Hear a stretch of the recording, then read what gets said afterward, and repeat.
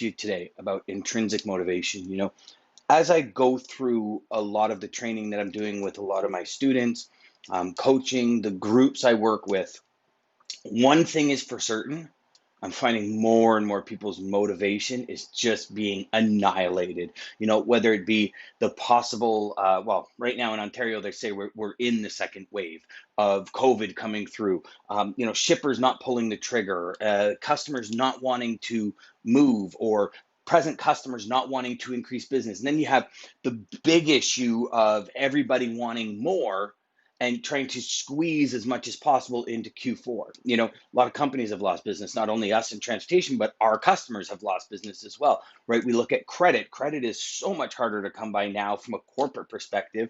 If you're an owner, you'll know banks are all over most people. And it's like, okay, I want monthly financials. I want, projections. I want this, I want that. And all of this kind of comes down and starts piling down on us, which destroys our intrinsic motivation. Right? So intrinsic motivation is that motivation inside of us, that motivation that drives us to be more, achieve more, and do more. That's the motivation I'm talking about. I can remember days where, and you've probably been there, where Friday, you go home and something happens, in your mind. Friday night, you're like, Monday morning, I'm going to pound this out and I'm going to I'm going to crush it. And then Monday morning comes and it's like, yeah, I'm not in the mood for it. Right? That's internal motivation. And when it comes to internal motivation, I've got a framework here that I want to share with you. Now, the framework consists, actually, you know what? No, let's cancel this for just a moment.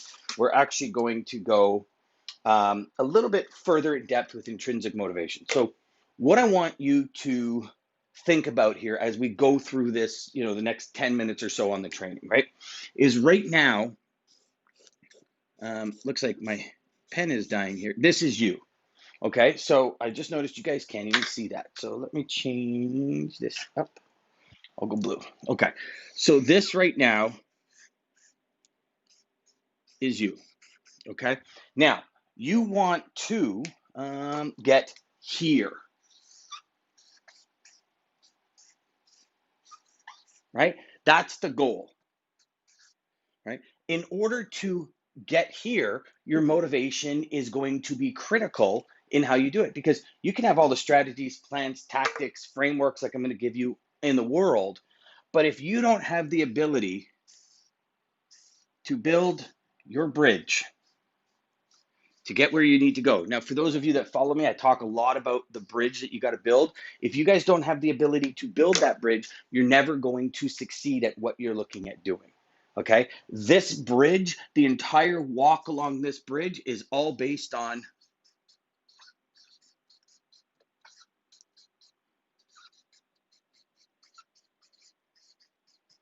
motivation and mindset.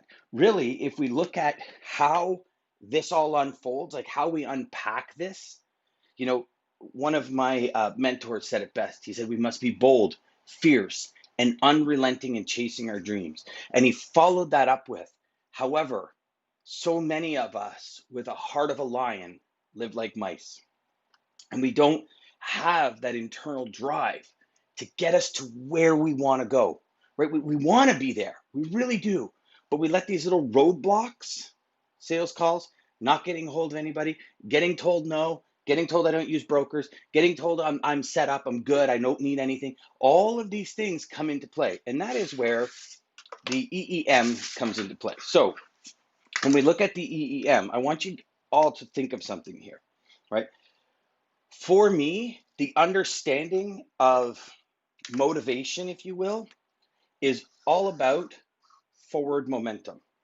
When we are motivated, we're moving things down a sequential timeline into, or movement to, going for our big goals. And I'm off the screen. I apologize for that, guys. Let me just fix that for you real quick.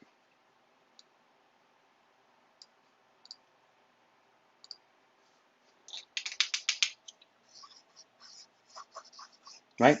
When we're going for our goals and we're hitting the milestones, we start then getting more motivated, right? It's normal. If we're continually stagnant, we're never going to be motivated. So my EEM framework is pretty simple. It's based on my sales calls because as a salesperson, you ever had those days where you leave work? You're like, I've made 100 calls today and I got nowhere. I feel like it's useless. Like it's just useless. So what I've done is I started paying attention to the EEM, which is educate. So on the calls, how can I educate myself? How can I possibly educate my prospect? And I'll give you the perfect one because most of you are probably sitting there right now thinking, okay, I don't use brokers. Okay.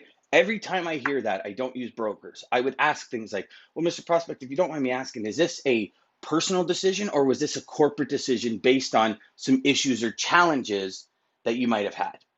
Now, the way I phrase that question comes back the answers. Well, it's a corporate thing because this, and this is, or it's a corporate thing. Would you mind sharing with me, Mr. Prospect? Because thing is, I'm an avid, and here's where I add the context. I'm an avid learner, and I really want to understand why it is that you wouldn't use brokers because we're really a key piece of the logistical process of the complete supply chain and of the economy. Why would you not use us? And if you would share that with me, Mr. Prospect, it might help make me better so I can refine some things. And maybe the next conversation that I have won't be as blunt because maybe I'll be able to share some of the powerful tools and strategies that I use that help me blow past that perspective your corporation has, right? So then what happens is they share that information with you, hopefully. But you don't hang up the phone just going, "Ugh, another person that doesn't deal with brokers," right? Another one would be, I'm good at this time. I'm happy with my incumbent. My follow-up question immediately is, oh, that's awesome. You know what, Mr. Prospect? I would love it if all of my customers would say that. If you don't mind sharing with me, what is the big reason? Like, what is the why that you would say that? You don't even have any desire to hear what I have to say or to see how we are congruent, to see if we even match up. You're just immediately closing that door. And I get it. I understand. If you were my customer, I would love that you're immediately closing the door. But can I understand why? And again, now with the context, I'm an avid learner. And I'd really like to know because if I can just take a few golden nuggets from why your supplier is, imagine how much better I can serve my customers. See, that's the education piece that we educate ourselves on the call. Now, why we do that is because we're pros, right? So we document everything. So as the actual prospects start saying, well, this, this, this, this, this, what happens is we start compiling literally a database. This is why these people are good. This is why they're bad. This is why they don't use brokers. This is why. So guess what that does? As the pro who documents everything and knows that you're moving within the time frames and you're moving sequentially through your sales sequence, the beauty is you now have, or you can prepare, you can study, you can test, you can study, refine, test, study, refine, test the answers to the questions. So that's why number one is I try to always educate myself on something. Now, the beautiful thing about the education part is that a lot of the times as we're going through it, A, it gives me more face time with the prospect, and B, it allows the prospect to understand that, hey, this guy's coming from a different angle. And most of the time it turns into, at least going to step two in the baseball diamond theory that I have for sales sequencing, at least going to step two and saying, hey, okay, well, why don't you share with me kind of what you can do or what your, as a lot of people say, what's your value prop, right? And now here's the thing, be ready to deliver it. No ahs, be ready to deliver it at the split second. So the second one that I want to look at is eliminate.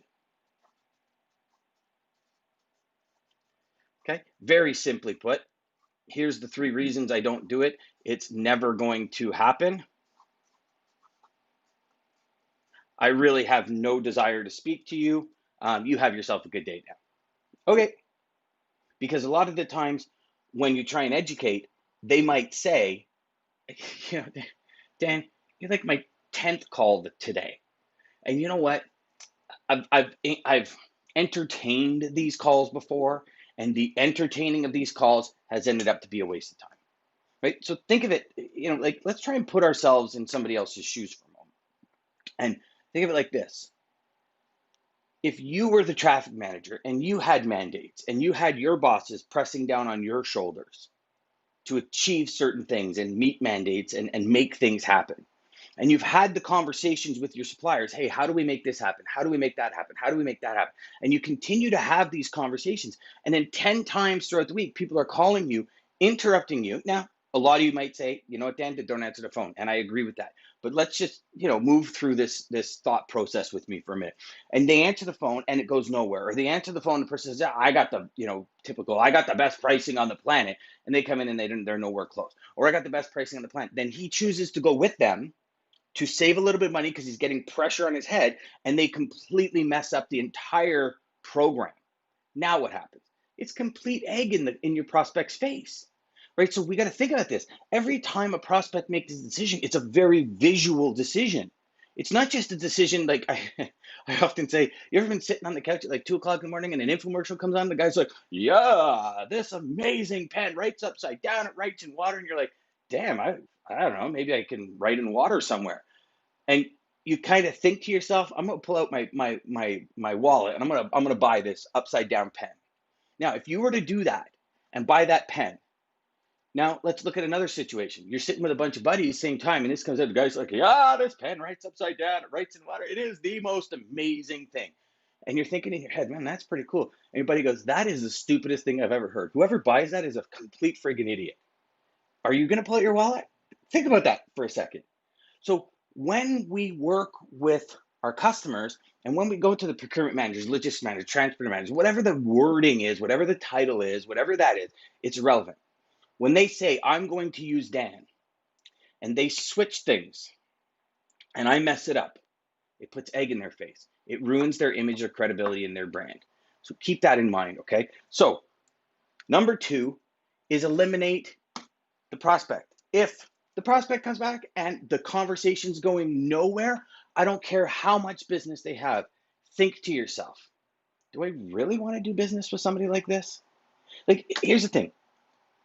Think of it like this. Your customer profile is all about authenticity, is about equal opportunity, is about everybody being prosperous, is about, integrity, is about being comfortable and willing to talk to each other and willing to work together. And the person you're calling is not interested, not interested.